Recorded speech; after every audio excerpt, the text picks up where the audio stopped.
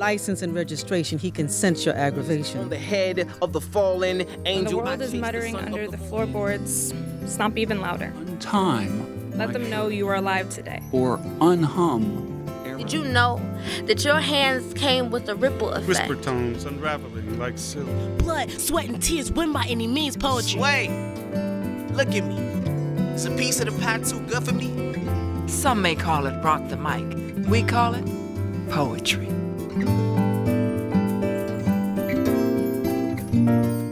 Living in the Jim Crow South cast a larger-than-life shadow. Caution and prayer become your first cousins, carry you to and through hopeless days and crazed nights. Living in the Jim Crow South means moving in slow motion, like seemingly everything around you, taking slower steps, taking time to gauge the many pitfalls that lay ahead, speaking a bit slower, measuring out one word for every 10 that crosses your mind, but not your tongue, lest they be your last. For fast-talking blacks don't last long in the Jim Crow South. Living in the Jim Crow South means being mindful of those who seek to ensure you never reach too high.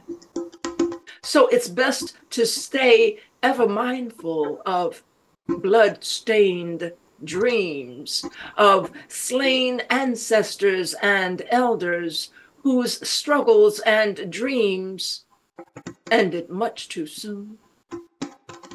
Living in the Jim Crow South affects you, becomes locked into your DNA.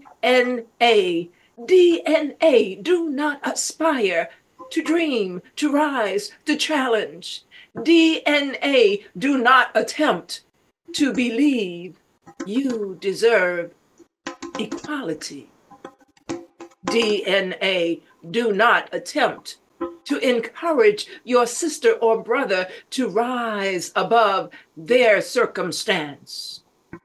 DNA, do not attempt to breathe too deeply, lest you hear and feel echoes of yesterday's whips that snap as they cut into the souls of Black bodies. Living in the Jim Crow South is not locked in the past and can take place in New York, Wisconsin, or California, places where whips are replaced by blind bullets that follow the same sight lines as their precursor whips that target Black backs, minds, and ambitions living in the Jim Crow South.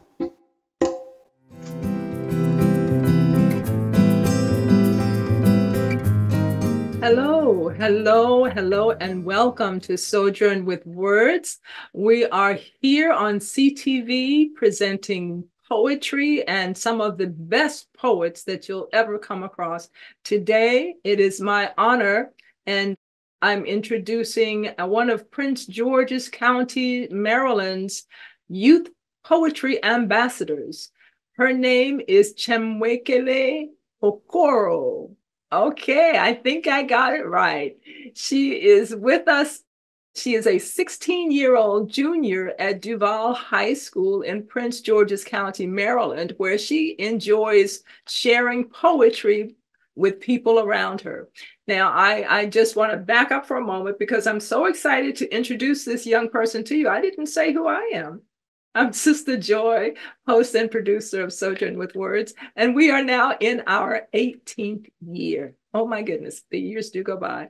Well, let's get back to our guest poet, Chimwekele. Welcome to Sojourn with Words. Thank you so much. I'm glad to be here. Oh, we're very, very happy to have you here as well. Now, let me tell our guests a little bit about you before we actually get into our conversation. Chimwekele was born in Kaduna, Nigeria. Did I get that right? Yes.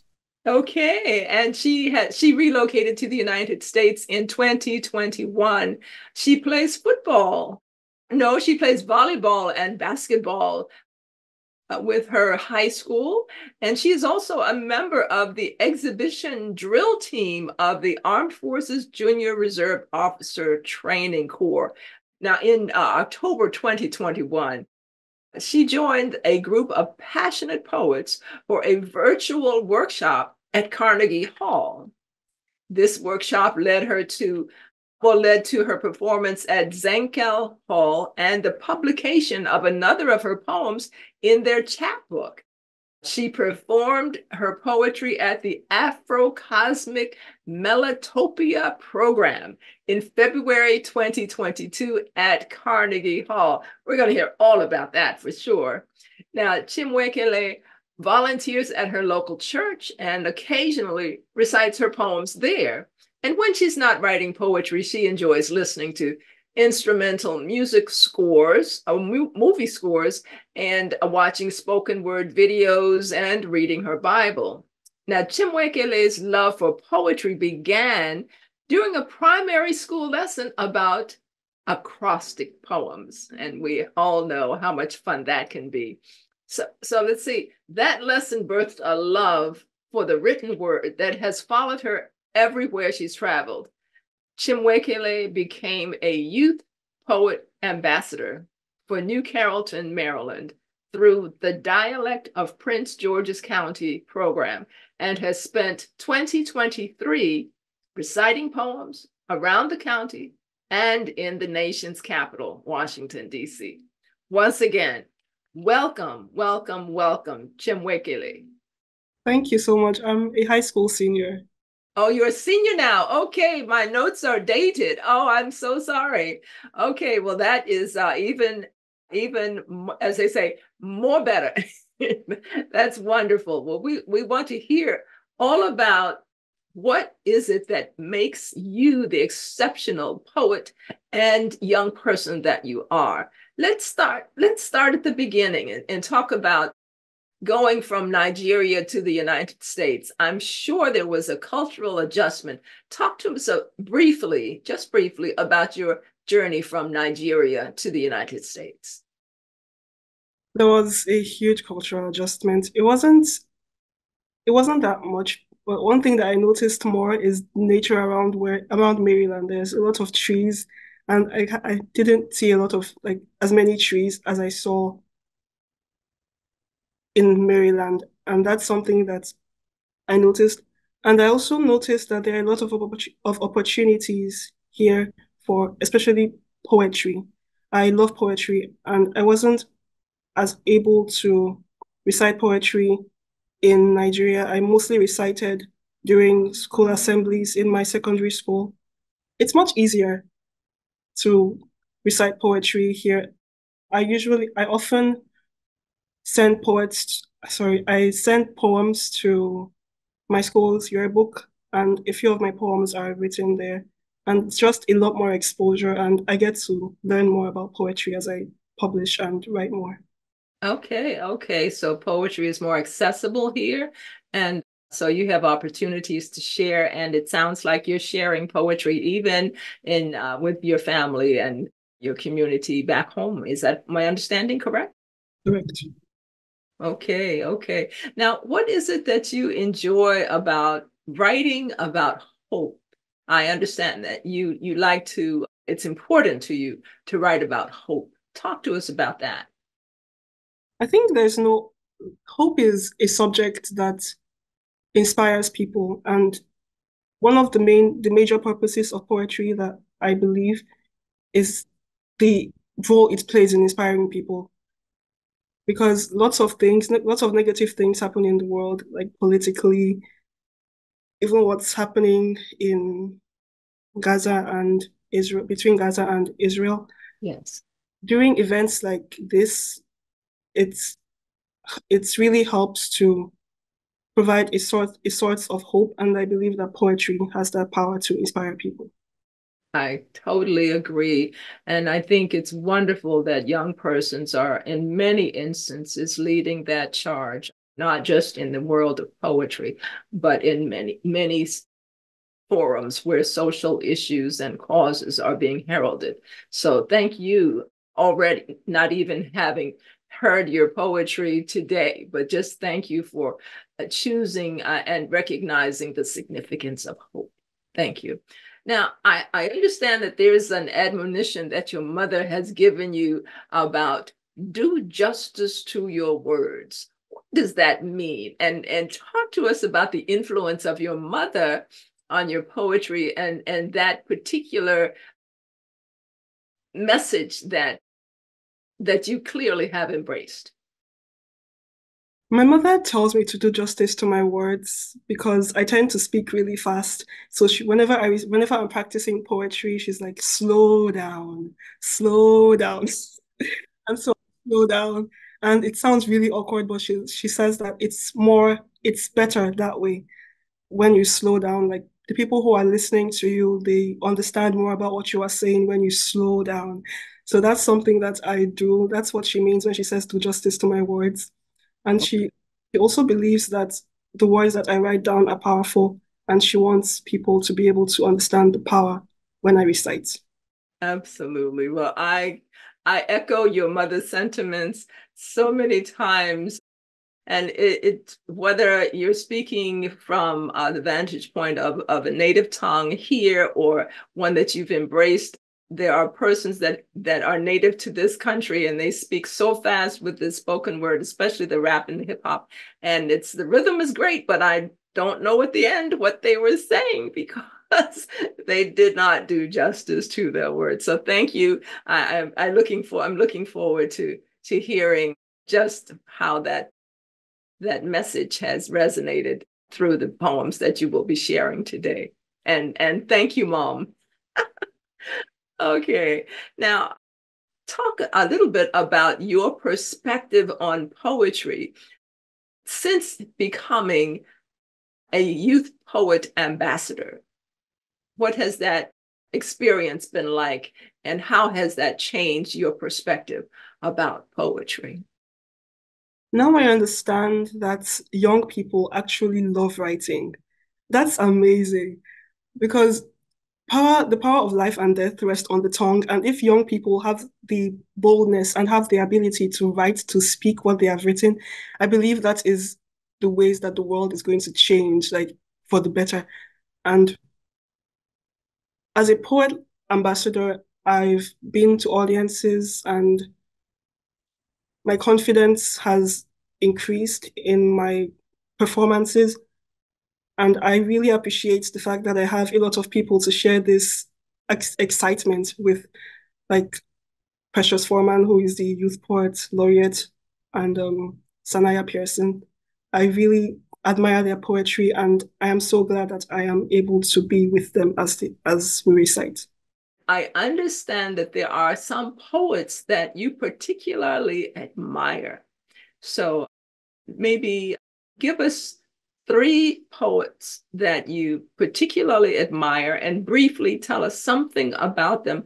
But then if there's a poet from your country, your native country, that you would care to perhaps introduce us to, let's take some time and learn a little bit about your influences. So what would the first poet, who would the first poet be that you would feel strongly you admire and perhaps has influenced you?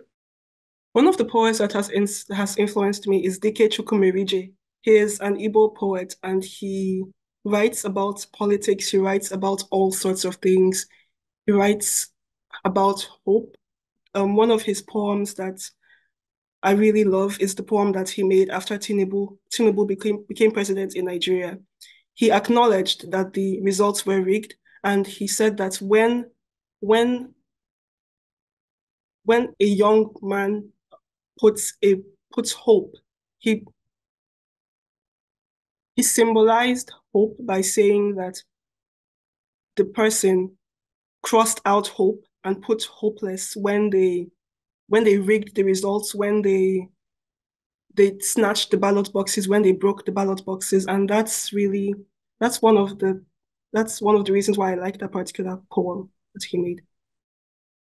Okay, okay. So he's from Nigeria, is that correct?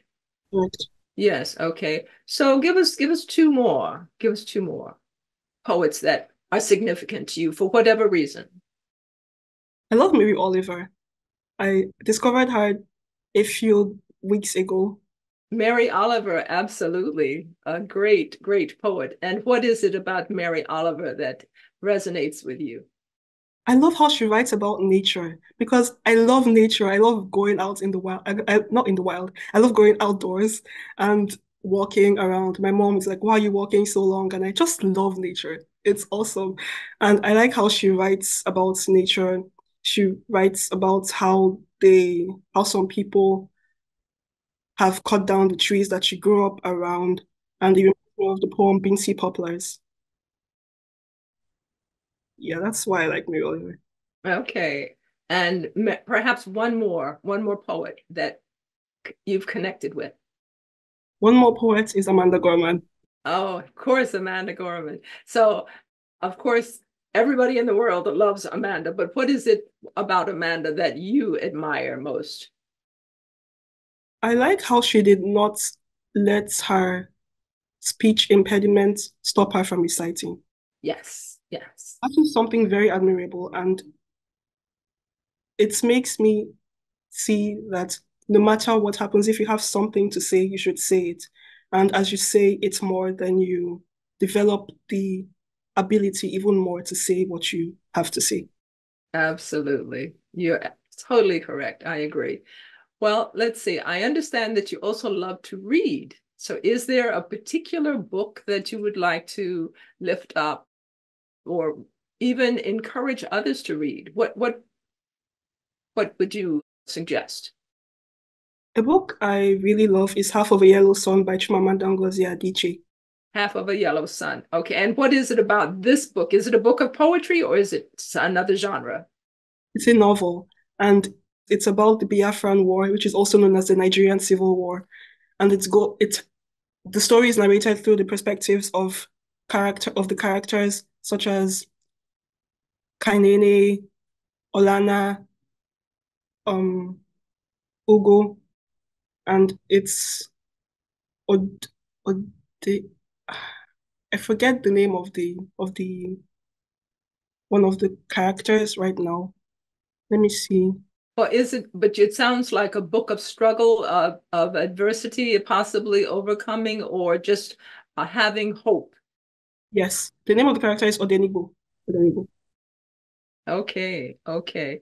Well, let's prepare then to hear some poetry by our very own Chimwekele Okoro, who is our guest poet today, right here on Sojourn with Words.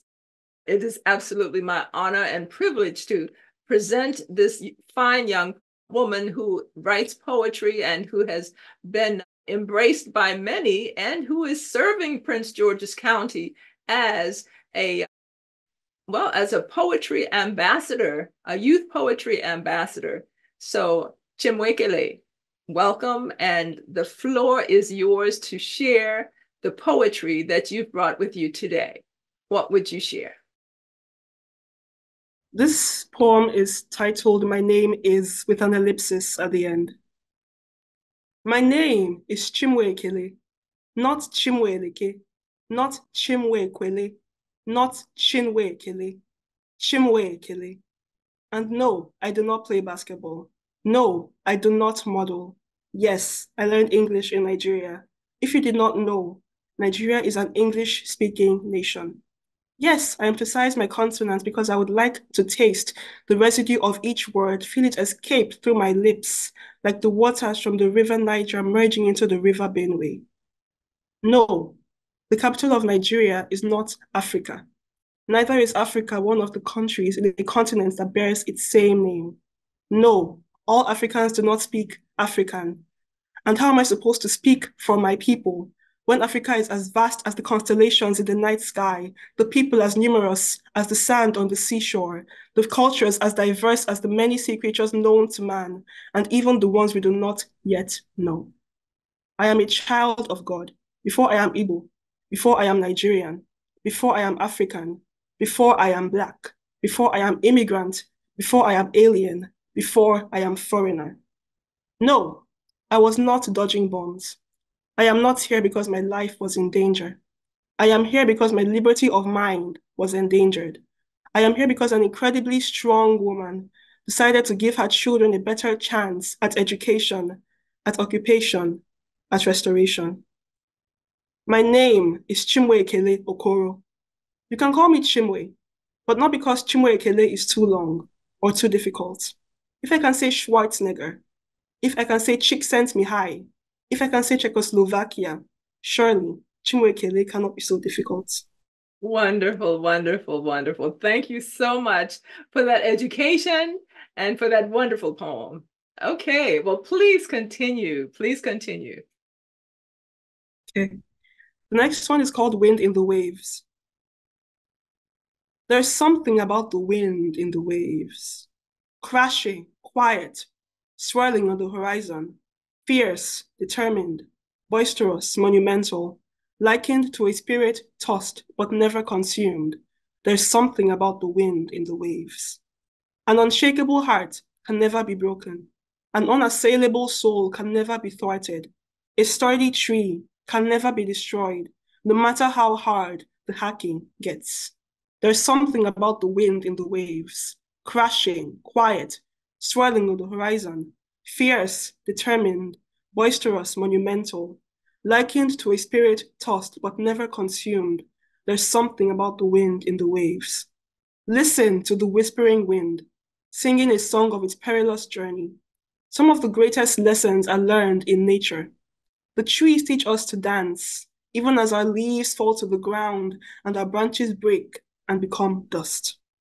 The vast expanses challenge us to keep our hearts open, our minds unsealed.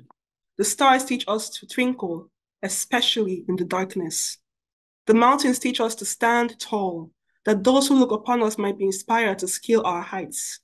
There's something about the wind in the waves, crashing, quiet, swirling on the horizon, fierce, determined, boisterous, monumental, likened to a spirit tossed but never consumed. There's something about the wind in the waves. Oh my.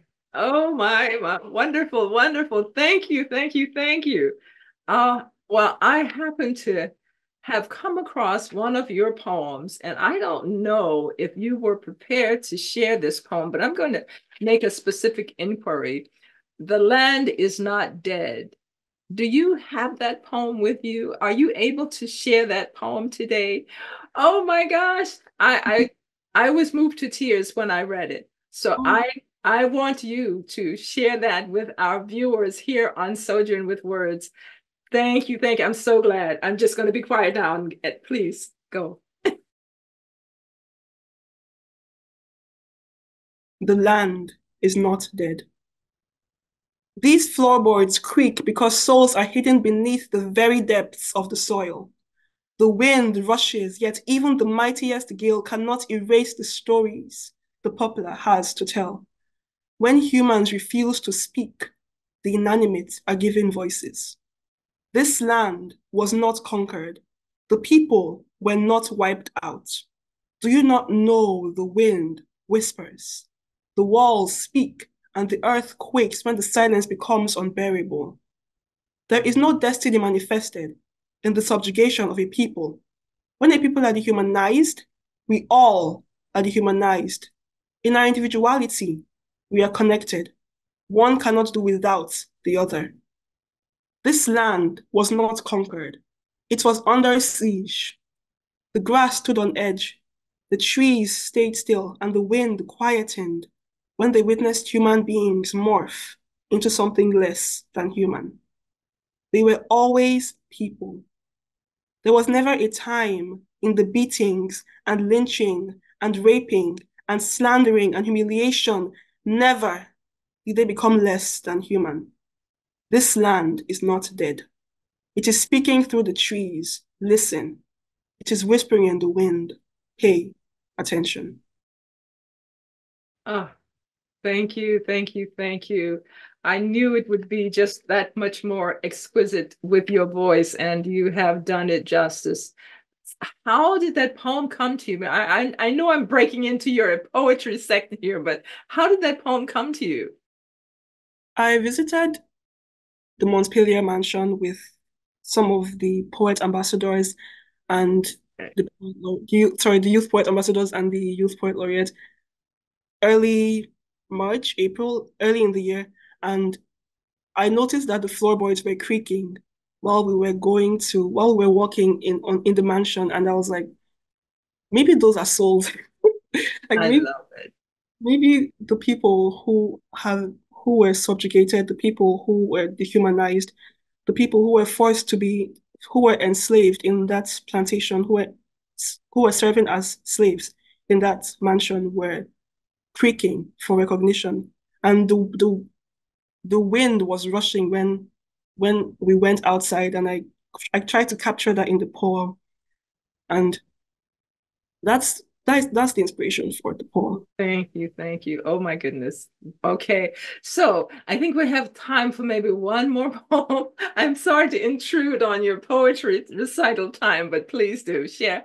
I think we have about 2 minutes left here. This is good. This one is called Interconnected. What defines how well one comprehends another? Is there a universal language by which all can be understood? These questions fill my mind as I look around this global village. I believe we all were interconnected before social media became the norm, before trades began, before wars were won. If a single breath could cause a tornado, if a word could heal or wound, if the complexities of the human mind cannot compare to the vastness of this earth, what does it take to be literate? An open, probing mind, an understanding of what is, coupled with hope for what could be, an awareness that this world is composed of various parts to form a whole, a curiosity for one's part in it. Thank you, thank you, thank you. Well, we are so honored to have you with us today here on Sojourn with Words, an extraordinary young poet who has a voice and who is lifting it royally with messages of significance. We know that there are many who are searching for voices such as yours. How can persons be in touch with you? Are you available through social media? Do you have a website? Are you published? I didn't ask that earlier. So I am published in the chapbook by Carnegie Hall called Traveling the Spaceways, and I can be contacted on Instagram on that one poet. There's an underscore on that, an underscore after that, an underscore after one, and then poet. Congratulations on all you have already accomplished. I'm believing that great things will continue to happen for you, but also through you. So on behalf of Prince George's County, the residents and the artists who are just searching for voices that are deserving of being heard, thank you so much. Again, this is Sojourn with Words.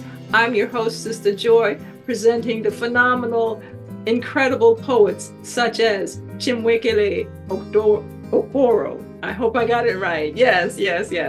And we'll look forward to seeing you next time. So stay in tune. And remember, always pick up a pen and keep writing.